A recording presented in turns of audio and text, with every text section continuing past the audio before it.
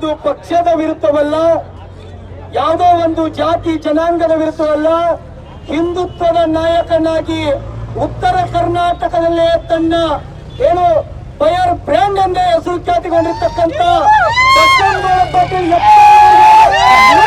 ಮಾಡಿರ್ತಕ್ಕಂಥ ಪ್ರತಿಭಟನೆ ಇದು. ಬಂಧುಗಳ ಆಲೋಚನೆ ಮಾಡಬೇಕು ನಾವೆಲ್ಲರೂ. ಯಾಕಂದ್ರೆ ಉತ್ತರ ಕರ್ನಾಟಕದಲ್ಲಿ ಯಾರಾದ್ರೂ ಒಬ್ಬ ಹಿಂದುತ್ವದ ಒಬ್ಬ ಕಾರ್ಯಕರ್ತನಿಗೆ ಎನ್ನುವಾದ್ರೆ ಯಾವ ರಾಜಕಾರಣಿಯೂ ಕೂಡ ಅವನ ಮನೆಗೆ ಬಂದು ಕಣ್ಣೀರು ಒರೆಸುವಂತವ್ರಿಲ್ಲ.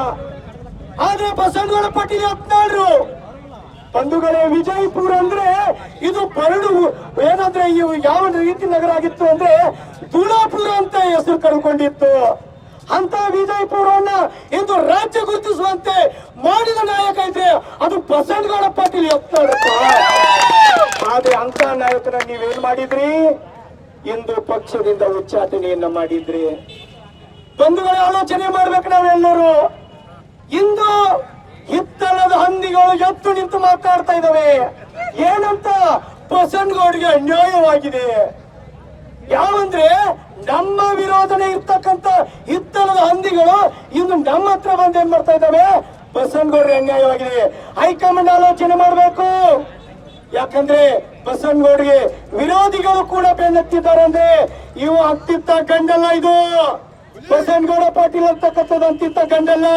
ಗಂಡ ಅಂತಂದ್ರೆ ಎದೆಗೆ ಎದೆ ಕೊಟ್ಟು ಉತ್ತರ ಕೊಡುವಂತ ಒಬ್ಬನೇ ಒಬ್ಬ ನಾಯಕ, ಅದು ಬಸವನಗೌಡ ಪಾಟೀಲ್ ಆಗ್ತಾಳೆ ಅಂತಕ್ಕಂಥದ್ದು.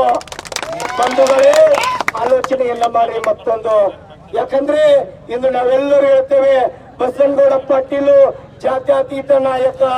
ಯಾಕಂದ್ರೆ ನಾ ಯಾರಿಗೊಬ್ಬ ನಾಯಕ ಕೇಳ್ತಾನೆ, ಯಾರು ಬಸವನಗೌಡ್ರು?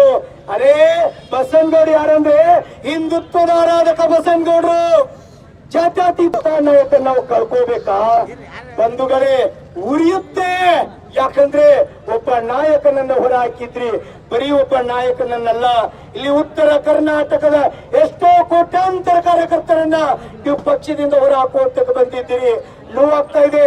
ಪ್ರತಿಯೊಬ್ಬ ಭಾರತೀಯ ಜನತಾ ಪಾರ್ಟಿ ಕಾರ್ಯಕರ್ತ ಮಸ್ತೇ ಅಲ್ಲ, ಕಾರ್ಯಕರ್ತನ ಬಿಟ್ಟು ಏನು ಪಕ್ಷ ಭೇದವನ್ನ ಮರೆತು ಬಂದಿರತಕ್ಕಂತ ಆ ಎಲ್ಲ ಕಾರ್ಯಕರ್ತರ ನೋವೇನಂದ್ರೆ ಬಸವನಗೌಡರನ್ನ ಮತ್ತೊಮ್ಮೆ ನೀವು ತೆಗೆದುಕೊಳ್ಳಿ ಅಂತಕ್ಕಂಥದ್ದು.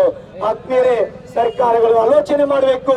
ಈ ದೇಶದ ಪ್ರಧಾನಮಂತ್ರಿಗಳು ಕುಟುಂಬ ರಾಜಕಾರಣದ ವಿರುದ್ಧ ಮಾತಾಡ್ತೀರಿ. ನಾವು ನಿಮ್ಮ